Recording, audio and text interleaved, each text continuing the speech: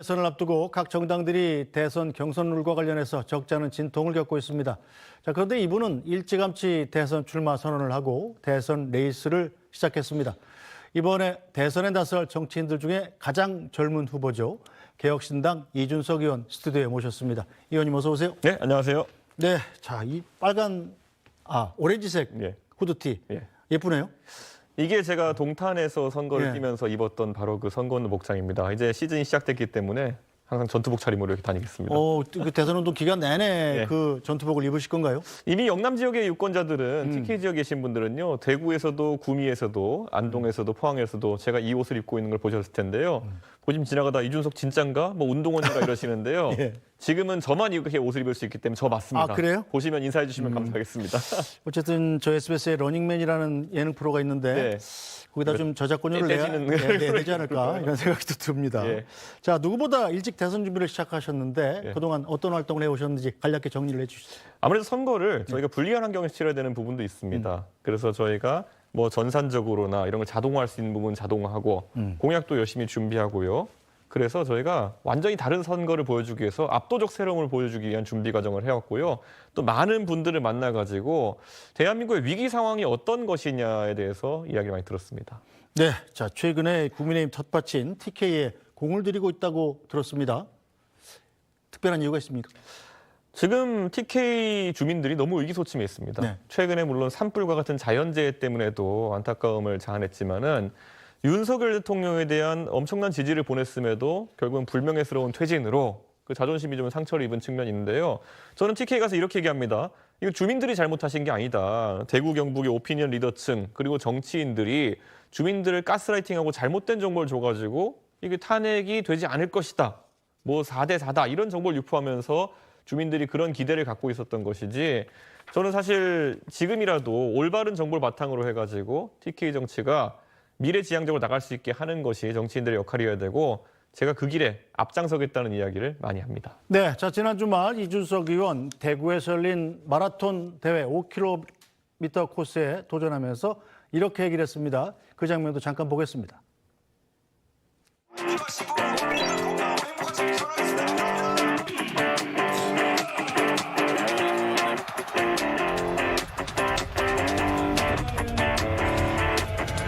무엇보다 이 제가 마라톤 짧은 코스지만은 완주를 하겠다라는 의지를 보이면서 실제로 이번 대통령 선거에서도 완주 그리고 또 많은 사람과 함께 하겠다라는 의지가 담겨 있다는 보시면 될 것 같습니다. 제가 무슨 운동으로 승부 보는 타입은 아니기 때문에 어떻게 대중이 받아들일지 모르겠습니다만 하여튼간 저희 완주 의지를 드러내는데 의미가 있다 봅니다. 당연히 완주는 해야 되고요. 그리고 이번 대선 레이스처럼 초반부터 빠른 페이스 가져가겠습니다. 네, 자, 5km 마라톤 저도 뛰어봤습니다만 저게 네. 말처럼 쉽지 않아요. 저는 미리 좀 준비를 하셨나요? 아니요, 저 따로 준비한 건 없고요. 네. 제가 어릴 때 상계동 살았는데 네. 상계동의 뒷산 이런 데 왔다 갔다 하면서 달리기랑 등산은 제가 자신이 있습니다. 오. 이게 상계동에서 중랑천 따라서 당연천까지 올라가면 7km 정도 되고요. 지금 동탄에서 제가 집에서 동탄역까지 가끔 뛰어가는데 5.5km 정도 나옵니다. 아, 그래서 그래요? 익숙합니다. 그래서 저는 달리기는 자신 있습니다. 자, 그 달리기 영향인가요? 이준석 의원 살이 많이 빠졌네요, 정말. 아무래도 이제 운동 중에 네. 제일 고생스러운 게 선거운동입니다. 선거운동이 시작되면은 살 좀 빠집니다. 자, 일단 대선 완주를 선언을 하셨습니다. 자, 그런데 여론조사를 해봤더니 자, 민주당 이재명 대표 그리고 국민의힘 김문수 전 장관 개혁신당 이준석 의원 이렇게 3자 대결을 붙였더니 이준석 의원이 두 자릿수 지지로 나왔어요. 예, 그 조사는 14% 정도 이렇게 나온 네. 것으로 알려져 있는데요. 많은 분들이 보고 놀라셔서 전화가 오십니다. 네. 근데 저는 이 14%는 시작이고요. 앞으로 더 유의미한 지지율들이 확보될 것이다 이렇게 생각하는 게 지금 저는 이것을 보수와 진보의 대결로 자꾸 엮어가지고 네. 1대1 구도를 만들어야 된다. 그래야 뭐 이재명 대표를 막을 수 있다. 이런 얘기하는 분도 있는데요. 저는 아닙니다. 저는 이걸 완전히 판을 새로 짜고 싶은 것이 네. 과거와 미래의 대결로 가야 되는 겁니다. 저는 미래를 항상 지향하는 정치인이 되고 싶고 사실 이재명 대표는 과거에 대한 얘기를 많이 하시고 예전에 보면 본인이 과거에 했던 일들 때문에 방탄하고 이런 일이 많으시고 저는 김문수 장관 같은 분도 사실 미래를 상징하는 인물이 되기는 어렵다는 생각합니다. 그래서 과거의 미래의 구도 그리고 또 한편으로는 정상과 비정상 이런 구도 이렇게 재편돼야지만이 저는 개혁신당이 승리할 수 있다 이런 생각합니다. 그래서 호사가들이 얘기하는 것처럼 뭐 반 이재명 연대 이런 건 솔직히 너무 모양이 안 좋습니다. 예전에 박근혜 대통령 제가 선거 도울 때 박근혜는 막아야 됩니다. 그래서 문재인, 이정희 이렇게 연합해가지고 잘 되던가요? 저는 그런 안티 연대 같은 경우는 하고 싶지 않습니다. 자, 그런데 대선 판 얘기가 나와서 말인데 제가 이준석 의원을 높이 평가하는 것 중에 하나는 예. 바로 판일기의 정말 귀재잖아요. 예. 이 강서구청장 보궐선거할 때 몇 퍼센트 차이로 진다는 걸 예. 소수점까지 예측해냈잖아요. 예. 그것도 데이터를 기반해서. 예. 자, 이번 대선판을 규정하면 어떻습니까? 지금 국민의힘에서는 8명 후보가 나온다고 그러고 또 뭐 제3지대 빅텐트 토론도 있고 민주당에서 3파전이 이루어지고 있는데 이거를 어떻게 읽어서 어떻게 재편해서 어떻게 이기겠다는 건지. 저는 동탄 선거 때도 예측했던 게 네. 처음에 저랑 상대했던 후보가 한 46% 정도 지지율을 얻었습니다. 여론조사에서. 지금 이재명 대표가 얻는 지지율과 비슷하죠. 근데 저는 저 지지율이 30% 후반까지만 내려올 수 있다고 한다면은 전 충분히 승산이 있다는 생각했습니다. 실제 그렇게 됐고요. 그리고 이제 그런 모름 없음에 해당하는 지지층이 거의 이제 사실 제3지대 후보 쪽으로 온다는 얘기인데요. 네. 그런 상황이라는 거는 지금 보면 솔직히 공약 나오는 것도 뭐 이재명 대표가 어제 AI 얘기했던데 그냥 뭔가 해야 될 것 같으니까 무상 AI 이래버렸어요. 근데 이런 것 자체가 얼마나 미래지향적인 국민들에게는 한심하게 비춰질지 이런 걸 보면서 저는 완전 새로운 판이 짜여질 것이다. 그런 기대를 하고 있고 결국엔 3파전 또는 네. 다자구도에서 승리가 가능하다고 생각하고 있습니다. 자, 이준석 의원의 지지율을 세대별로 보면 2030 예. 그리고 TK가 상당히 지지가 강합니다. 예. 자, 2030 TK에서 이렇게 지지를 받을 거라고 예상을 했었나요? 젊은 세대 같은 경우에는요, 제가 지금까지 다른 정치인들이 다루지 않는 그런 젊은 세대의 문제를 다뤄온 것을 항상 높게 평가해주고 계십니다. 그래서 젠더 이슈라든지 아니면 전장현 이슈라든지 이런 것들, 지금까지 정치인들은 좋은 게 좋은 거지라는 방식으로 해결하려고 했었어요. 해결이 아니라 방치하려고 했던 네. 것이죠. 그런데 젊은 세대는 살아갈 날이 긴데 이런 식으로 그래서 이불로 덮어버리는 방식으로 이렇게 정치를 하면은 자신들은 그 결과 때문에 고생하게 되는 것이죠. 이번에 국민연금 문제도 마찬가지 아니겠습니까? 결국에는 미래 세대에게 부담을 떠넘기는 선택을 했는데 어떤 정치인도 뭐 합의했으니까 잘 된 거다 이런 식의 그냥 이야기만 하지 실제 젊은 세대가 한 사람당 최소 5천만 원 가까운 금액을 추가로 부담해야 된다는 얘기를 하지 않아요. 네. 그럼 저는 당연히 젊은 정치인들이 자신들을 대변해서 할 말을 하는 사람에게 관심 가질 수밖에 없다 이런 생각하고요. TK 같은 경우는 조금 다른 것이 네. 지금까지 승리를 위해 가지고 박근혜, 윤석열, 박근혜, 이명박 이 두 네. 분을 감옥에 넣은 사람들까지도 대통령 만들고 한동훈 대표는 당대표 만들어보고 했는데 결과가 영 시원찮은 거예요. 그럼 지금까지 오히려 보수 정치권에서 진정성 있게 개혁을 얘기하고 성과를 냈던 사람이 누구냐를 보면은 다시 생각해보니 이준석 뭐 이런 겁니다. 그때 제가 대구에 가서 저는 정면 돌파했습니다. 대구에 가면 많은 사람들이 가가지고 그 위험한 얘기 하지 마라. 네. 탄핵 얘기 하지 마라. 그 당시에 박근혜 탄핵에 대한 얘기 하지 마라 이랬는데 저는 가서 아니다. 탄핵의 강을 넘어야 됩니다. 이거 극복하지 못하고는 대한민국의 TK의 미래가 없습니다. 얘기했고 그래서 저를 이제 전당대회에서 압도적으로 TK에서 지지해 준 것이거든요. 네. 그 당시 상대 후보였던 나경원 의원은 가셔가지고 본인이 대구공항 이름을 박정희공항으로 바꾸겠다 이런 얘기 하셨어요. 그러니까 이거 현격한 대비거든요. 과거와 미래. 네. 저는 이거를 TK 주민들이 누구보다 잘 알고 있다. 그래서 이번에도 미래를 이야기하는 이준석에게 조금씩 관심이 쏠릴 것이다 이런 생각하고 있습니다. 네, 어쨌든 선거는 현실입니다. 네. 상대편의 이재명 후보가 너무 강해요. 자, 그래서 이재명 대 판 이재명.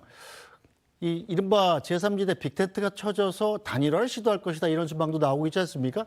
단일화가 시도된다면 거기에 응할 생각도 있나요?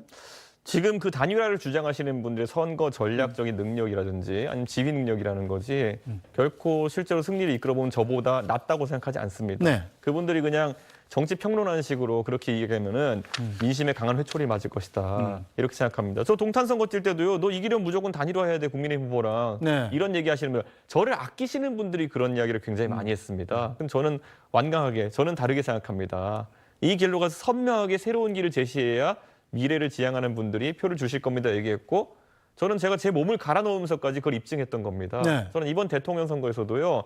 그런 정치공학에 설 자리를 없애고 노력하는 모습을 보이는 것이 제 목표입니다. 자, 그럼 끝까지 완주하겠다는 얘기입니까? 단일화는 절대 응하지 않겠다? 제가 마라톤 뛰면서 얘기했잖아요. 그 마라톤이라는 행사에 가가지고 제가 완주하는 그런 모습을 보여준 것도 완주에 대한 의지를 드러낸 것이다. 이렇게 말씀드리고요. 저는 개혁신당의 구성원 하나하나가 여기에 대해서는 일체 의심도 없습니다. 지금까지 다른 의견을 가지셨던 분도 있지만은 그런 분들이 이제 사실 내부 갈등이 있어가지고 떠나가신 거거든요. 네. 예, 그러니까 저는 그분들이 떠나가시고 난 다음에 지금 개혁신당 구성원들 같은 경우에는 완주와 독자 노선에 대한 의지로 충만하다 이렇게 말씀드립니다. 근데 만약에 단일화가 안 된다면 이재명 대표가 저렇게 버티고 있는 상황에서 자, 이준석 의원은 보수 후보잖아요. 네. 보수 후보가 분열이 되잖아요. 그러면 이재명 대표를 꺾을 가능성은 더 떨어지는 거 아닙니까? 진보 보수 구도가 아니면 됩니다. 이재명 대표와 국민의힘 후보가 누가 될지 모르겠지만은 네. 누가 되더라도 구태로 엮일 것이다 봅니다. 이게 사실 우리가 완전 생뚱맞은 소리라 얘기하지만요. 결국 프랑스에서 이게 일어났던 겁니다. 그래서 프랑스에서 완전히 의석도 없는 네. 새로운 당이 양마르슈라는 당이 마크롱 후보를 바탕으로 대선 이기고 네. 그다음에 총선을 통해 가지고 다수당이 되고 그래가 정치가 완전히 바뀌어서 개혁을 하자는 분위기가 형성됐던 거거든요. 물론 마크롱 대통령이 지금 그 개혁을 하다가 좀 지지율 타격이 있고 하지만은 프랑스 국민들이 화끈하게 그런 선택을 했는데 대한민국의 역동적인 국민들이 그런 선택 못 한다고 저는 생각하지 않습니다. 그런 이유 때문에 이준석이 안 된다 하시는 분이 주변에 있다면요. 아니 프랑스도 했는데 우리가 못할 게 뭐냐. 우리도 젊은 사람 한번 내세워보자. 이렇게 말씀하시면 될 것 같습니다. 자, 그럼 만약에 보수 대연합의 후보로 이준석으로 단일화된다면 그건 응하실 건가요? 제가 응한다의 문제가 아니라요. 그런 상황이 왔다는 것 자체가 이미 기세 싸움에서 결국은 국민의힘 후보가 꺾였다는 것을 의미합니다. 저는 그다음에 그 판단에 대해서는 그분들이 하실 판단이지만은 저는 명확합니다. 단일화 없이도 결국 이길 수 있는 상황으로 계속 정진해 나가겠습니다. 자, 어쨌든 국민의힘에서는 지금 김문수 전 고용노동부 장관이 굉장히 유력한 후보인데 네. 이제 이준석 의원과 함께 가야 한다고 생각한다. 이런 얘기를 했더라고요. 사실 제가 김문수, 오세훈, 네. 홍준표 이런 분들과 두루 친합니다. 그렇죠. 네, 그렇기 때문에 제 입장에서는 난감한 상황이긴 한데요. 네. 사실 이번에 저는 선거판에서 가장 확장력이 있고 또 정책 능력이 있고 하셨던 오세훈 시장님이 레이스에서 중간에 그만두신 것이 좀 아쉽습니다. 네. 여러 가지 정책적인 면도 저랑 맞고 이랬는데 그런데 지금 김문수 장관 같은 경우에는 저에게 잘해주시지만 정책적인 스탠스는 상당히 이견이 많습니다. 그래서 그래 보여요. 예, 네. 김문수 장관님과 뭐 아직 대화를 해본 것은 아니지만 네. 가능성은 좀 제한적으로 보입니다. 예. 한동훈 전 대표 같은 경우는 어때요? 그분은 좀 모릅니다. 몰라요. 모르고 그분은 글쎄요, 그분은 나이대가 좀 달아서 그런지 몰라도 네. 그냥 감성 호소용 정치를 좀 하시려고 하는 것 같거든요. 그러니까 말씀하시는 것들이 현학적인 부분이 많아요. 그래가지고 뭐 봄이 뭐 꽃이 피면 뭐가 됩니다 이런 거 있잖아요. 목련꽃이 피면 봄이 옵니다. 뭐 무슨 말인지 솔직히 예. 이해 안 갔지만은 그 다음에 그걸 지키지도 못하셨어요. 네. 그러니까 저는 그런 정치랑은 좀 거리가 있는 저는 굉장히 이성적인 정치라는 사람이기 때문에 좀 스타일이 맞지 않는 부분이 있습니다. 자, 알겠습니다. 자, 최근에 국민의힘에서 한덕수 권한대행의 등판론이 강하게 제기가 되고 있어요. 네. 이건 어떻게 평가하십니까? 저는 한덕수 권한대행을 저도 사석에서 만나 뵙고 이러면은 정말 국제 정세나 이런 것에 정통하시고 정말 이분이 알려진 것과 다르게 후배 정치인을 많이 챙겨주십니다. 네. 배려도 많이 해주시고 그래서 저는 정말 좋아하지만은 안 뛰실 걸로 좀 봅니다. 오, 그렇게 네. 봅니까? 주변에서 한덕수 총리님을 불러오려는 분들이 많겠지만은 네. 아마 명예로운 선택을 하셔가지고 결국엔 누군가를 도울 수는 있어도 여기서 자신의 총리라는 역할을 방기하고 네. 나오실 선택하실 분 아니라 생각합니다. 자, 만약에 그런 선택을 이미 했다면 한덕수 네. 총리가 어제 정도 국무회의에서 저 대통령 선거 안 나갑니다. 이거 한마디만 하면 모든 논란이 다 클리어가 될 텐데 왜 그런 얘기를 하지 않고 마지막 소명을 다 하겠습니다. 이렇게 애매모호한 얘기를 해서 계속 이렇게 아무래도 지금 옆에서 또 친분이 있는 분들이 땡기니까 그분들은 너무 박절하게 거절하는 모습을 보이기 어려워서 그러신 것이 아닐까 생각하고요. 한덕수 총리님이 지금 트럼프 대통령과의 관세 협상이라는 데서 하셔야 될 역할이 충분히 있고 그게 굉장히 중요하다 생각합니다. 자, 이른바 이 정치권 얘기에 나오는 반명 빅텐트론에 대해서는 어떻게 평가하세요? 제가 총선 때 그거 하시던 분들한테 솔직히 말하면 좀 낚여가지고 고생 좀 했습니다. 예. 근데 사실 이렇게 말씀드리면 뭐하지만 그거 한번 겪어보고 나가지고 또 그 길을 가고 싶은 생각은 전혀 없습니다. 그리고 그때 그거 주장하시던 분들과 비슷한 분들이 지금 준비를 하고 계신 것 같던데요. 그때 제가 빅텐트에서 경험했던 거는 결국에는 이준석이라는 사람의 대중적 인도가 그분들이 필요해가지고 저한테 함께하자 했을 텐데 네. 결국 그 판에 들어가 보니까 그분들이 흔히 정치권에 있어서는 가스라이팅. 이준석 씨, 당신은 젊잖아. 그러니까 우리가 좀 앞서 나갈게. 이런 말씀하시려고 모았던 분들이 있는 것 같아요. 그거 굉장히 안 좋은 정치적 양태고요. 꿈도 꾸지 마십시오. 네. 자, 이준석 의원 얼마 전에 언론 인터뷰에서 이재명 후보한테 박정희 주의의 잔재다. 이런 얘기를 했더라고요. 근데 전 선뜻 이재명 후보하고 박정희 주의하고는 잘 결이 안 맞는 것 같은데요. 국가 주도의 개발 정책이라고 하는 것이 일반적으로 박정희주의입니다. 네. 그리고 과거에 우리가 50년대, 60년대 이럴 때는 결국에는 그때 우리가 산업 발전시키는 게 있어가지고 관료 아니면은 군인 집단이 엘리트들이었기 때문에 이들이 주도해가지고 국가 건설의 비전을 짜는 것이 당연했겠지만은 지금은 그게 아닙니다. 오히려 민간의 창의력을 관료 세력이 방해 안 하면 다행인 상황이거든요. 그런데 이재명 대표가 뭣도 모르고 AI 이런 게 나오니까 AI에 대해서 한마디라도 뭐라도 해야겠다 이래가지고 계속 이제 아이디어를 내잖아요. 뭐 무상 AI 같은 거 있잖아요. 무상 AI가 도대체 뭡니까? 저는 이해도 못하겠습니다. 그런데 그전에는 또 이분이 항상 이런 거예요. 뭐 하려고 무상 하려고 그러면은 너 돈 어디 있어 이렇게 얘기하면 답변을 하기 위해 가지고 희한한 아이디어 가져옵니다. 예전에는 기축통화국이다 이런 얘기를 했어요. 대한민국이 그렇게 될 가능성이 있다는 얘기했어요.